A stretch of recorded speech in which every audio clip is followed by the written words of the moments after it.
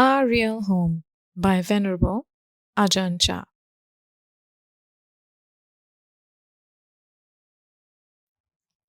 Our Real Home, a talk to an elderly lay disciple approaching her death. Now determine in your mind to listen respectfully to the Dhamma. While I am speaking, be as attentive to my words as if it was the Lord Buddha himself sitting before you. Close your eyes and make yourself comfortable, composing your mind and making it one-pointed. Humbly allow the triple gem of wisdom, truth, and purity to abide in your heart as a way of showing respect to the fully enlightened one. Today, I have brought nothing of material substance to offer you, only the Dhamma, the teachings of the Lord Buddha. You should understand that even the Buddha himself, with his great store of accumulated virtue, could not avoid physical death. When he reached old age, he ceded his body and let go of the heavy burden. Now you too must learn to be satisfied with the many years you've already depended on the body. You should feel that it's enough. Like household utensils that you've had for a long time, cups, saucers, plates, and so on. When you first had them, they were clean and shining, but now, after using them for so long, they are starting to wear out. Some are already broken, some have disappeared, and those that are left are wearing out. They have no stable form. And it's their nature to be that way. Your body is the same. It's been continually changing from the day you were born, through childhood and youth, until now it's reached old age. You must accept this. The Buddha said that conditions, whether internal, bodily conditions, or external conditions, are not self. Their nature is to change. Contemplate this truth clearly. This very lump of flesh lying here in decline is reality. The facts of this body are reality. They are the timeless teachings of the Lord Buddha. The Buddha taught us to contemplate this and come to terms with its nature. We must be able to be at peace with the body, no matter what state it is in. The Buddha taught that we should ensure that it's only the body that is locked up in jail and not the mind to be imprisoned along with it. Now, as your body begins to run down and wear out with age, don't resist. But also don't let your mind deteriorate along with it. Keep the mind separate. Give energy to the mind by realizing the truth of the way things are. The Lord Buddha taught that this is the nature of the body. It can't be any other way. Having been born, it gets old and sick, and then it dies. This is a great truth that you are presently witnessing. Look at the body with wisdom and realize this. If your house is flooded or burned to the ground, whatever the threat to it, let it concern only the house. If there's a flood, don't let it flood your mind. If there's a fire, don't let it burn your heart. Let it be merely the house, that which is outside you, that is flooded or burnt. Now is the time to allow the mind to let go of attachments. You've been alive a long time now. Your eyes have seen any number of forms and colors. Your ears have heard so many sounds. You've had any number of experiences. And that's all they were, experiences. You've eaten delicious foods, and all those good tastes are just good tastes, nothing more. The bad tastes were just bad tastes, that's all. If the eye sees a beautiful form, that's all it is, a beautiful form. An ugly form is just an ugly form. The ear hears an entrancing melodious sound, and it's nothing more than that. A grating, discordant sound is simply that. The Buddha said that rich or poor, young or old, human or animal, no being in this world can maintain itself in any single state for long. Everything experiences change and deprivation. This is a fact of life about which we can do nothing to remedy. But the Buddha said that we can do is to contemplate the body and mind to see their impersonality, that neither of them is me nor mine. They have only a provisional reality. It's like this house, it's only nominally yours. You couldn't take it with you anywhere. The same applies to your wealth, your possessions, your family. They're yours, but only in name. They don't really belong to you. They belong to nature. Now this truth doesn't apply to you alone. Everyone is in the same boat. Even the Lord Buddha and his enlightened disciples. They differed from us only in one respect, and that was their acceptance of the way things are. They saw that it could be no other way. So the Buddha taught us to probe and examine the body from the soles of the feet up to the crown of the head, and then back down to the feet again. Just take a look at the body. What sort of things do you see?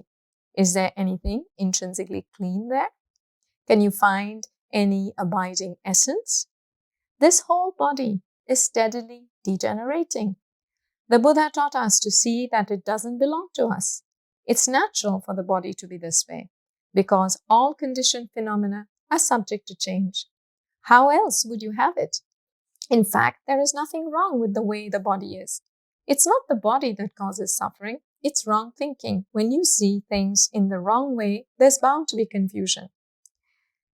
It's like the water of a river. It naturally flows downhill. It never flows uphill. That's its nature. If a person was to go and stand on the river bank and want the water to flow back uphill, he would be foolish. Wherever he went, his foolish thinking would allow him no peace of mind. He would suffer because his wrong view, his thinking against the stream. If he had right view, he would see that the water must inevitably flow downhill. And until he realized and accepted that fact, he would be bewildered and frustrated. The river that must flow down the gradient is like your body. Having been young, your body's become old and is meandering towards its death. Don't go wishing it were otherwise. It's not something you have the power to remedy. The Buddha told us to see the way things are and then let go of our clinging to them. Take this feeling of letting go as your refuge. Keep meditating even if you feel tired and exhausted. Let your mind be with the breath. Take a few deep breaths and then establish the attention on the breath. Using the mantra word, Buddha. Make this practice continual. The more exhausted you feel, the more subtle and focused your concentration must be, so that you can cope with any painful sensations that arise. When you start to feel fatigued, then bring all your thinking to a halt. Let the mind gather itself together and then turn to knowing the breath. Just keep up the inner recitation, Buddha, Buddha. Let go of all externals. Don't go grasping at thoughts of your children and relatives. Don't grasp at anything whatsoever.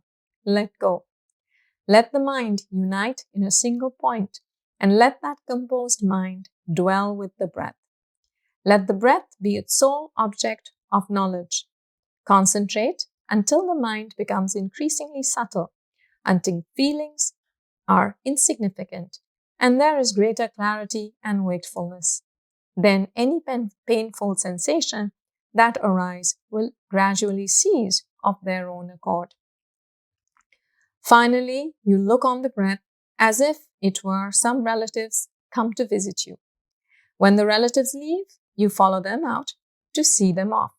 You watch until they've walked up the drive and out of sight, and then you go back indoors. We watch the breath in the same way. If the breath is coarse, we know that it's coarse.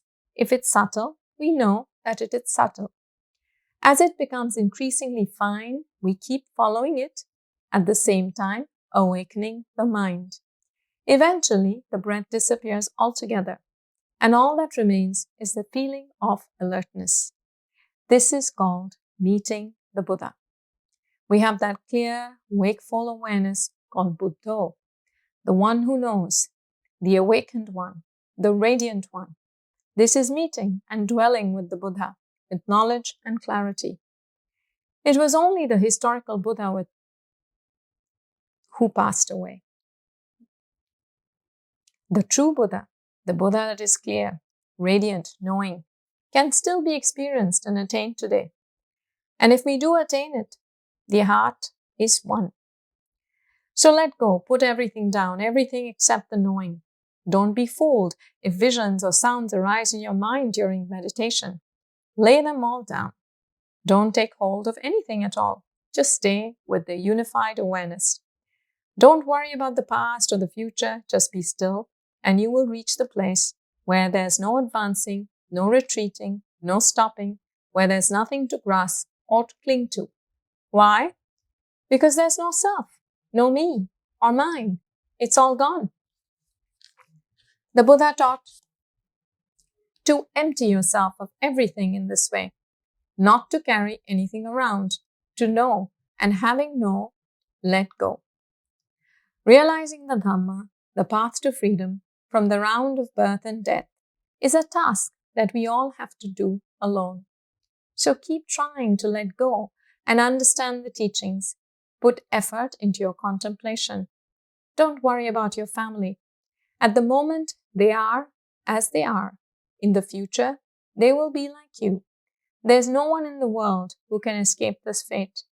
The Buddha taught to lay down those things that lack a real, abiding essence. If you lay everything down, you will see the real truth. If you don't, you won't. That's the way it is. And it's the same for everyone in the world. So don't grasp at anything. Even if you find yourself thinking, well, that's all right too, as long as you think wisely. Don't think foolishly. If you think of your children, think of them with wisdom, not with foolishness. Whatever the mind turns to, think of it with wisdom. Be aware of its nature. To know something with wisdom is to let it go and have no suffering over it. The mind is bright, joyful, and at peace. It turns away from distractions and is undivided. Right now, what you can look to for help and support is your breath. This is your own work, no one else's work. Leave others to do their own work. You have your own duty and responsibility. You don't have to take on those of your family. Don't take on anything else. Let it all go. This letting go will make your mind calm. Your sole responsibility right now is to focus your mind and to bring it to peace. Leave everything else to the others. Forms, sounds, odors, tastes, leave them to the others to attend to. Put everything behind you and do your own work. Fulfill your own responsibility. Whatever arises in your mind, be it fear of pain, fear of death, anxiety about others, or whatever, say to it, don't disturb me. You're no longer any concern of mine. Just keep this to yourself when you see those dhammas arise. What does the word dhamma refer to? Everything is dhamma. There is nothing that is not a dhamma. And what about the world? The world is the very mental state that is agitating you at the present moment. What are they going to do? When I am gone, who will look after them? How will they manage? This is all just the world. Even the mere arising of a thought, fearing death or pain, is the world. Throw the world away. The world is the way it is. If you allow it to dominate your mind, it becomes obscured and can't see itself. So whatever appears in the mind, just say, this isn't my business. It's impermanent, unsatisfactory, and not self. Thinking you'd like to go on living for a long time will make you suffer. But thinking you'd like to die right away or very quickly isn't right either. It's suffering, isn't it? Conditions don't belong to us. They follow their own natural laws. You can't do anything about the way the body is. You can beautify it a little, make it attractive, and clean for a while, like the young girls who paint their lips and let their nails grow long. But when old age arrives, everybody is in the same boat. That's the way the body is. You can't make it any other way. What you can improve and beautify is the mind. Anyone can build a house of wood and bricks. But the Buddha taught that the sort of home is not your real home. It is only nominally ours. It's home in the world and it follows the ways of the world. Our real home is inner peace. An external material home may well be pretty, but it is not very peaceful. There is this worry and then that, this anxiety and then that. So we say it's not our real home. It's external to us. Sooner or later, we'll have to give it up. It's not a place we can live in permanently because it doesn't truly belong to us. It belongs to the world. Our body is the same. We take it to be a self, to be me or mine. But in fact, it's not really. So, at all, it's another worldly home. Your body has followed its natural course from birth until now. It's old and sick, and you can't forbid it from doing that. That's the way it is. Wanting it to be any different would be as foolish as wanting a duck to be like a chicken. When you see that it's impossible, that a duck must be a duck, and a chicken must be a chicken, and that the bodies have to get old and die, you will find courage and energy. However much you want your body to go on lasting, it won't do that. The Buddha said, Anicca vata sankhara, impermanent, alas, are all conditions. Upada vaya dhammino, subject to rise and fall. Upajitva nirajanti, having arisen, they cease.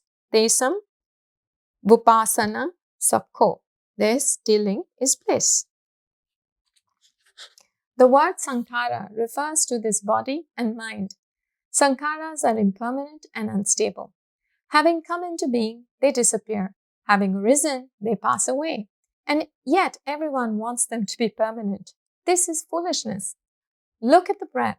Once it's gone in, it goes out. That's its nature. That's how it has to be. The inhalations and exhalations have to alternate. There must be change. Conditions exist through change. You can't prevent it. Just think, could you exhale without inhaling? Would it feel good? Or could you just inhale? We want things to be permanent, but they can't be. It's impossible. Once the breath has come in, it must go out. When it's gone out, it comes back in again, and that's natural, isn't it? Having been born, we get old and then die, and that's totally natural and normal. It's because conditions have done their job, because the in-breaths and out-breaths have alternated in this way that the human body is still here today. As soon as we are born, we are dead. Our birth and our death are just one thing. It's like a tree. When there is a root, there must be branches. When there are branches, there must be a root. You can't have one without the other. It's a little funny to see how at death people are so grief-stricken and distracted, and at birth how happy and delighted. It's delusion. Nobody has ever looked at this clearly. I think if you really want to cry, it would be better to do so when someone's born. Birth is death. Death is birth. The branch is the root. The root is the branch. If you must cry, cry at the root, cry at the birth. Look closely. If there was no birth, there would be no death. Can you understand this? Don't worry about things too much. Just think, this is the way things are. This is your work, your duty. Right now, nobody can help you. And there's nothing that your family and possessions can do for you. All that can help you now is clear awareness. So don't waver, let go, throw it all away.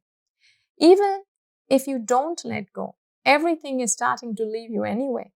Can you see that? How all the different parts of your body are trying to slip away?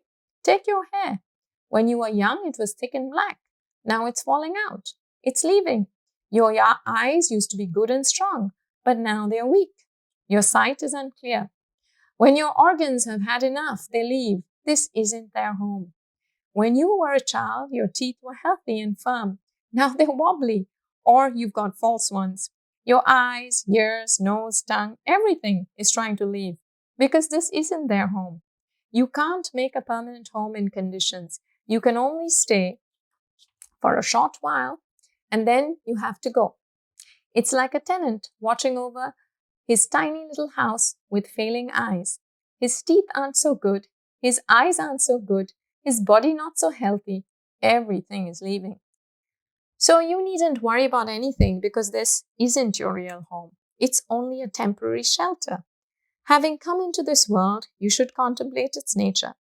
Everything there is preparing to disappear. Look at your body. Is there anything there that's still in its original form? Is your skin as it used to be? Is your hair? They aren't the same, are they? Where has everything gone? This is nature, the way things are. When their time is up, Conditions go their way. In this world, there is nothing to rely on. It's an endless round of disturbance and trouble, pleasure and pain. There's no peace. When we have no real home, we are like aimless travelers out on the road, going here and there, stopping for a while and then settling off again. Until we return to our real home, we feel uneasy, just like a villager who's left his village. Only when he gets home can he really relax and be at peace. Nowhere in the world is there any real peace to be found. The poor have no peace, neither do the rich. Adults have no peace, neither do the highly educated. There is no peace anywhere. That's the nature of the world. Those who have few possessions suffer, and so do those who have many. Children, adults, old and young, everyone suffers. The suffering of being old, the suffering of being young, the suffering of being wealthy, and the suffering of being poor. It's all nothing but suffering. When you've contemplated things in this way, you'll see anicca, impermanence, and dukkham, unsatisfactoriness. Why are things impermanent and unsatisfactory? Because they are anatta, not self. Both your body that is lying sick and in pain and the mind that is aware of its sickness and pain are called Dhamma. That which is formless, the thoughts, feelings and perceptions are called Nama Dhamma. That which is racked with aches and pains is called Rupa Dhamma. The material is Dhamma. The immaterial is Dhamma. So we live with Dhamma, in Dhamma, and we are Dhamma. In truth, there is no self to be found. There are only Dhammas continually arising and passing away as it is their nature. Every single moment we are undergoing birth and death. This is the way things are. When we think of the Lord Buddha, how truly he spoke, we feel how worthy he is of reverence and respect. Whenever we see the truth of something, we see his teachings, even if we are never actually practiced the Dhamma. But even if we have a knowledge of the teachings, have studied and practiced them, as long as we still haven't seen the truth, we are still homeless. So understand this point. All people, all creatures are preparing to leave. When beings have lived an appropriate time, they must go on their way. Rich, poor, young and old must all experience this change. When you realize that's the way the world is, you feel it's a wearisome place. When you see there's nothing real or substantial you can rely on, you'll feel wearied and disenchanted. Being disenchanted doesn't mean you are averse. The mind is clear. It sees that there's nothing to be done to remedy the state of affairs. It's just the way the world is. Knowing in this way, you can let go of attachment. Letting go of attachment with a mind that is neither happy nor sad, but at peace with conditions through seeing their changing nature with wisdom, anicca vata sankhara. All conditions are impermanent. To put it simply, impermanence is the Buddha. If we truly see the impermanent condition, we'll see that it's permanent. It's permanent in the sense that it's subject to change, is unchanging. This is the permanence that living beings possess. There is continual transformation from childhood through old age, and that very impermanence, that propensity to change, is permanent and fixed. If you look at it like this, your heart will be at ease. It's not just you who has to go through this. It's everyone. When you consider things in this way, you'll see them as wearisome, and disenchantment will arise. Your delight in the world of sense pleasures will disappear. You'll see that if you had many possessions, you have to leave a lot behind. If you have a few, you leave few behind. Wealth is just wealth. Long life is just long life. They are nothing special. What is important is that we should do as the Lord Buddha taught and build our own home. Building it by the method I've been explaining to you. Build your own home. Let go until your mind reaches the peace that is free from advancing, free from retreating, and free from stopping still. Pleasure is not your home. Pain is not your home. Pleasure and pain both decline and pass away. The great teacher saw that all conditions are impermanent, and so he taught us to let go of our attachment to them. When we reach the end of our life, we'll have no choice anyway. We won't be able to take anything with us. So wouldn't it be better to put things down before then? They are just a heavy burden to carry around. Why not throw off that load now? Why bother to drag these things around? Let go and let your family look after you. Those who nurse the sick grow in goodness and virtue. The patient who is giving others that opportunity shouldn't make things difficult for them. If there's pain or some problem or other, let them know and keep the mind in a wholesome state. One who is nursing parents should fill his or her mind with warmth and kindness and not get caught up with aversion. This is the one time you can repay your debt to them. From your birth through your childhood, as you've grown up, you've been dependent on your parents. That you are here today is because your mother and father have helped you in so many ways. You owe them an incredible debt of gratitude. So today, all of you children and relatives gathered together here, observe how your mother has become your child.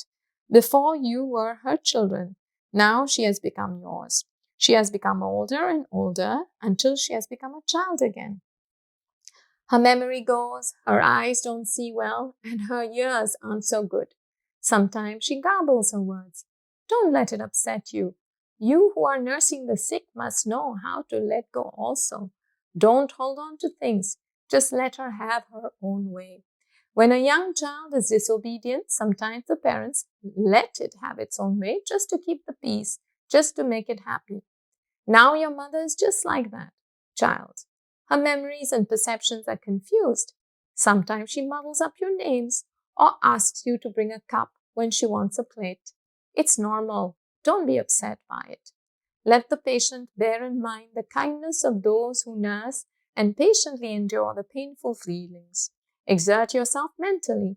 Don't let the mind become scattered and confused, and don't make things difficult for those looking after you. Let those who are nursing fill their minds with virtue and kindness. Don't be averse to the unattractive side of the job. Cleaning up the mucus and phlegm, urine and excrement. Try your best. Everyone in the family, give a hand. She's the only mother you have. She gave you life. She has been your teacher, your doctor, your nurse. She has been everything to you. That she has brought you up, shared her wealth with you, made you her heir, is the great goodness of parents. That is why the Buddha taught the virtues of Katanyu and Kattavedi, knowing our debt of gratitude and trying to repay it. These two dhammas are complementary. If our parents were in need, unwell, or in difficulty, then we do our best to help them. This is Katanyu Kattavedi, the virtue that sustains the world. It prevents families from breaking up and makes them stable and harmonious. Today, I've brought you the gift of Dhamma in this time of illness. I have no material things to offer you. There seem to be plenty of those in this house already. So I give you the Dhamma, something which is lasting worth, something you will never be able to exhaust. Having received it, you can pass it on to as many as others you like, and it will never be depleted. That is the nature of truth. I'm happy to have been able to give you this gift of Dhamma and hope it will give you the strength to deal with your pain.